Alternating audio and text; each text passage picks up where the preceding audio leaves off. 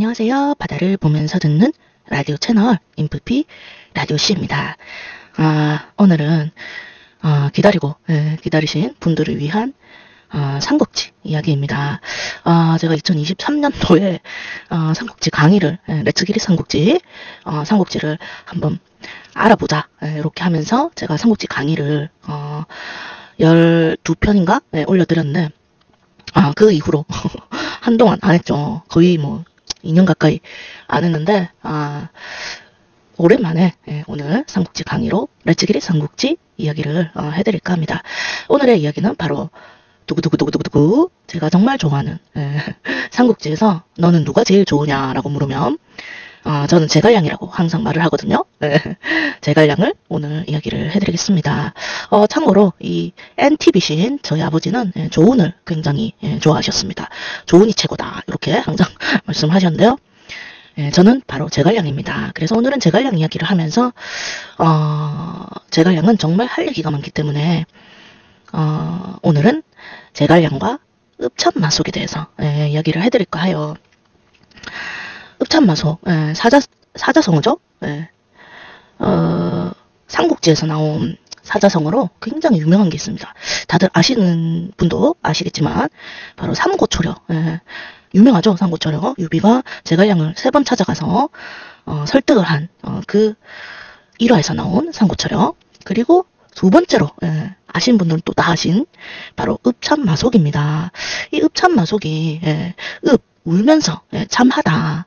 마속을 참하다, 참수형을 시켰다 이런 뜻인데 울면서 마속을 죽이다 이게 바로 읍참마속입니다.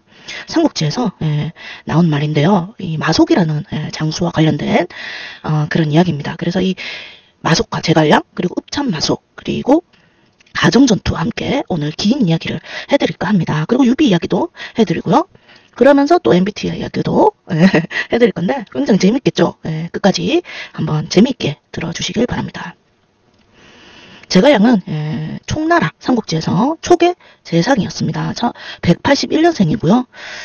향년 52세의 나이로 사망을 했는데 자가 공명입니다. 다 아시죠? 제갈공명. 그래서 제갈공명이라고 불렸죠.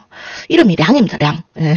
성이 제갈씨고요. 그래서 이 옛날에는 이름을 함부로 부르지 않았기 때문에 보통 이름 대신 자를 불렀죠. 그래서 제갈공명이라고 많이 공명선생 이렇게 많이 불렸죠. 공명군사 이런 식으로. 그리고 이분이 이제 유비가 죽고 유비 아들인 유선이 황제에 오르자 이제 228년에 1차 북벌을 하게 됩니다. 제갈량 나이 47세 때죠. 근데 이게 북벌을 하면서 유선에게 올린 게 바로 출사표입니다. 제갈량 하면 출사표죠. 굉장히 절절한 눈물 나는 1차 출사표를 읽어보면 정말 눈물 나는 그 충심이 들어있는 제갈량의 그런 마음을 알 수 있는 그런 출사표를 올리면서 위를 치는 북벌, 위죠. 위를 치게 되는 거죠. 그래서 북벌을 하는 출사표를 올리게 됩니다. 위를 치러 가게 되는데요. 삼국지를 아신 분들은 다 아시겠지만 촉이 굉장히 중국의 영토에서 왼쪽에 그러니까 치우쳐져 있습니다. 굉장히 산지 그러니까 지금으로 치면 이제 베트남 이런 쪽에 가까운 그런 지역이에요. 그래서 중국 대륙을 딱 보시면은 왼쪽에 서쪽에 치우쳐져 있습니다. 그러니까 위를 치게 되려면 이제 길게 위를 치기 위해서 정말 길게 가야 되는 거죠. 정말 군대를 정말 멀리 이주를 시켜야 됩니다. 위를 치러 간 것도 너무 힘든 거예요. 그 위를 치기 위해서 군사를 이동시키는 것 자체가 정말 힘든 그런 지형에 있었는데 바로 이 1차 북벌 당시에 위를 치려면 어디로 갈 것인가를 제갈량은 깊게 고민을 했습니다. 바로 한중에서 나아가기로 했는데 한중에서 위로 가려면 그러니까 장안을 치러 가야 되는 거죠. 이 위에 영토였던 장안을 치면 그 장안 밑에 있는 다 농서지방이라고 하는데 그 지역을 다 먹을 수가 있는 거예요. 그래서 장안을 얻기 위해서 어떻게 나갈 것인가 제가 이 지도를 보시면은 지도라고 하긴 좀 그런데 표를 보시면 한중에서 장안으로 가려면 이 산맥을 넘어야 됩니다. 그러니까 위에서 한중을 치러 오는 것도 굉장히 힘든 거예요. 산맥을 넘어야 되니까요. 근데 반대로 촉도 위를 치기 위해서는 산맥을 넘어가야 돼요. 그러니까 너무 힘든 거예요. 장안을 치려면 산맥을 산을 넘어가야 되니까 너무 힘든 거예요. 그래서 그러니까 우리나라로 치면 거의 강원도의 태백산맥을 넘어야 되는 그런 느낌이라고 해야 될까요? 그래서 제갈량이 1차 북벌에는 어떻게 치러 갈 것인가를 선택을 합니다. 바로 우회 작전을 쓴 거죠. 아무도 여기로는 올 거라고 생각을 못했던 가정 지역을 지나가려고 합니다. 그러니까 기산을 통해서 기산 지역을 제압을 해가지고 가정을 넘어서 바로 장안으로 가려고 했던 것이죠. 그럼 가정이 굉장히 중요한 길목이 되겠죠. 자, 전투에서는 어디를 칠 것인가가 굉장히 중요합니다. 그러면 방어도 할 수가 있잖아요. 어디를 치러 올 것인가를 알면 방어가 되고, 또 어디를 치는 것을 모르면 방어가 안 되고, 그렇게 되는 거죠. 그래서 이기기 위해서는 어디를 치는 것인가. 그리고 두 번째로 중요한 게 후방을 막는 거예요. 뒤에 자기가 돌아갈 곳이 있어야 이기는 것이거든요. 그러니까 뒤를 끊어버리면, 적이 후방을 끊으면 돌아갈 곳이 없기 때문에 패배하는 것이 됩니다. 그래서 이 전투라는 것은 어디를 치고 그리고 후방을 든든하게 하는 것이 이기는 승리의 손자병법에 이런 말이 있을지 모르겠지만 어쨌든 제가 생각했을 때 전투의 승리의 조건은 바로 어디를 치고 나의 뒤를 든든하게 막아주는 것, 그것이 기본이라고 하겠습니다. 그리고 또 세 번째로 뭐가 중요하냐면 본대가 있지 않습니까? 그 전투를 할 때 본대와 본대끼리 마주치게 되죠. 그런데 이 본대를 지원을 해주는 지원군이 올 거 아닙니까? 그러니까 그 지원군도 차단을 해야 돼요. 왜냐하면 힘들어지잖아요. 지원군이 오면. 그래서 보통은 지원군의 후방을 끊게 되죠. 이런 식으로 전투가 돌아가게 됩니다. 그러니까 이 제갈량은 굉장히 머리가 좋은 사람이기 때문에 내가 어디를 칠 것인가, 적이 알지 못하는 바로 기산으로 출발을 했던 것이죠. 전혀 그 위로서는 기산으로 온다고 이렇게 생각도 못한 그런 지역이었습니다. 그리고 두 번째는 뒤를 막기 위해서 한중에서 출발했죠. 제갈량의 대군이. 그러니까 한중에 중요한 장수를 남겨둡니다. 누굴까요? 바로 삼국지에서는 없어서는 안 될 중요한 조운을 남겨놓습니다. 그러니까 이 한중으로 위가 치러 오지 못하는 겁니다. 무섭잖아요. 조운이 있으니까.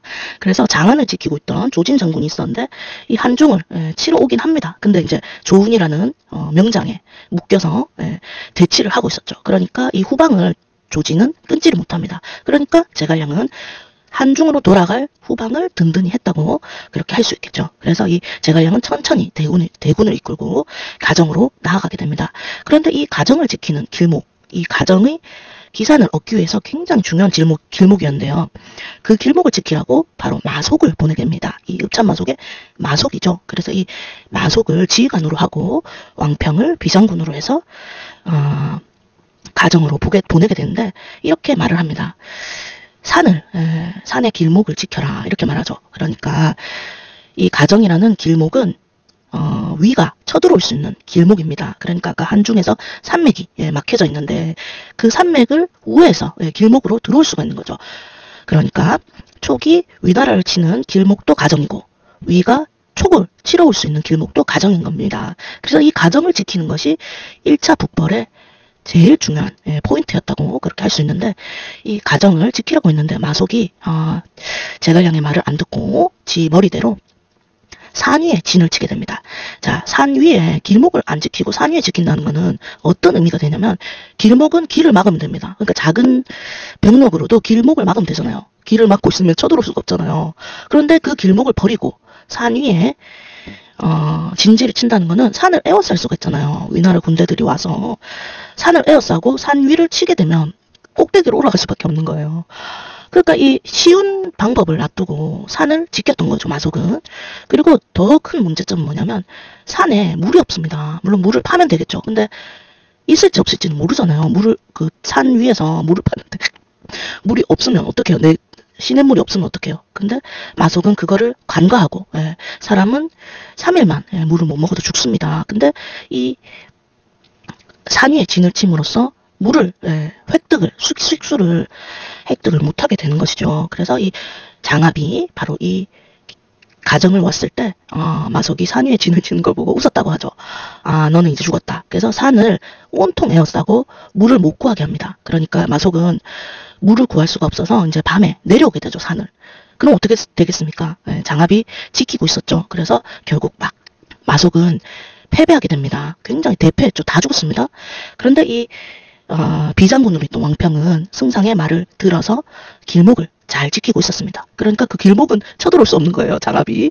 그래서 1000명의 군사만이 살아남고 마속과 왕평은 대패를 한 채 돌아가게 됩니다. 자, 그런데 이 뒤에서 천천히 오고 있던 제갈량의 본대 이제 마주치게 되는데 제갈량이 이제 펄펄 뛰죠. 굉장히 실패한 것이니까요. 그래서 이 군법에 따라서 참수형을 내리게 됩니다. 울면서 마속을 베게 되는 것이죠. 이 가정 전투에서 길목을 지켜서 장압을 처치했다면 위는 이제 제갈량의 본대만 기다리면 되는 것입니다. 그 촉은. 그러니까 위나라가 이제 제갈량의 본대가 오면 도망갈 거 아닙니까? 무서우니까. 그래서 가정만 지켰어도 장압과 이제 비등하게 싸울 수도 있었는데 뭐 역사에 가정은 없지만 안타깝게도 이 1차 북벌에서 촉의 대군은 완전히 실패하고 한중으로 퇴각하게 됩니다. 그리고 이렇게 해서 읍참마속이라는 사자성어가 나오게 된 것입니다. 산을 점거해서 좁은 길목만 막았으면 되는데 안타깝게도 그것을 지키지 못해서 패배를 하고만 촉에 대실패했습니다. 그래서 이 제갈량은 돌아와서 자신이 전쟁 패배의 책임을 지고 승상에서 우장군으로 강등을 합니다. 스스로 물러나게 되는 것이죠. 굉장히 대단하죠? 스스로 이제 내가 책임 묻겠습니다 하면서 물러나게 되고 마속은 참수형에 처하게 됩니다. 그래서 저는 제갈량의 MBTI를 INTJ, 인티제 유형이라고 생각하는데 그 이유를 말해드리면 I는 제갈량이 사교성이 많이 없었다고 그렇게 보여지고요. 그래서 이 마속 같은 자기 위주의 인사를 사용했던 것이죠. 그래서 전쟁에는 이 사람을 쓰는 것도 굉장히 중요한데 자기 사람만 쓰다가 실패한 것으로 볼 때 I라고 내향형이라고 생각이 들고 이 N은 지략이 굉장히 뛰어났습니다. 그리고 발명을 했었죠. 제갈량이 발명한 제품들이 많은데 그래서 N이라고 생각이 들고 창의력이 있는 것이죠. 그리고 T는 바로 읍참마속에서 따올 수 있습니다. 울면서 자기 사람을 법을 엄정하게 지켜서 처리했다는 것은 굉장히 T가 아니면 할 수 없는 거예요. F는 마음이 약해서 그래도 한 번 실수했는데 봐주자 이렇게 할 수도 있는데 T는 원리 원칙에 예외가 없습니다. T의 원칙은 지켜져야 하는 것이죠. 그래서 T라고 생각을 하고요. J라고 생각하는 이유는 이 1차 북벌에서 기산을 얻지 못하고 가정의 패배로 인해서 그냥 한중으로 돌아갔다는 것은 자기의 계획이 안 맞았기 때문에 바로 돌아간 것이죠. 자기의 철저한 준비성에 안 맞게 되면 그냥 물러나는 그것이 바로 제2의 유형이라고 생각합니다. 그래서 저는 제갈량의 MBTI 유형을 INTJ, 인티제 유형이라고 그렇게 추측을 하고요. 이 마속에 대해서 유비가 유언을 남긴 게 있어요. 말이 행동보다 앞서니까 큰일을 맡기지 마라 라고 유언을 했었는데 제갈량이 무시를 했었죠. 그래서 이 유비의 유형은 뭘까? 바로 ESFJ 유형이라고 FP 유형이라고 ESFP, FP 유형이라고 제갈량과 정반대 인물이죠. 그래서 그렇게 생각합니다. 그래서 이 정반대 인물끼리 굉장히 잘 맞아요. 생각보다요. 그래서 유비와 제갈량이 정말 처음 만났을 때, 삼고초려 이후에 처음 만났을 때 맨날 같이 침상에서 먹고 자고 했다고 하죠. 그래서 거기서 나온 사자성어가 또 있죠. 수어지교라고 물과 물고기 같은 관계다. 그게 바로 유비와 제갈량의 관계를 나타내는 그런 말이었습니다. 물과 물고기처럼 떨어지지 않는 그런 관계. 그래서 이 INTJ 제갈량 유형과 ESFP, FP 유형의 유비가 굉장히 잘 맞았다는 것을 추측을 해보면서 이렇게 제갈량과 읍참마속 이야기를 해드렸습니다. 특히 이 마속을 패배를 시켰던 위의 장압이란 장수는 굉장히 신중하고요. 정말 명장이었습니다. 그래서 이 촉의 북벌을 위를 치러 오는 것들을 모두 막아낸 그런 장수였죠. 그래서 장압이 죽고 나서야 조금 위를 치는 게 편해졌다 할 수 있을 정도로 이 장압이란 장수도 굉장히 중요한 인물입니다. 다음에 이 장압에 대해서도 제가 이야기를 해드리고요. 오늘은 여기까지 하겠습니다.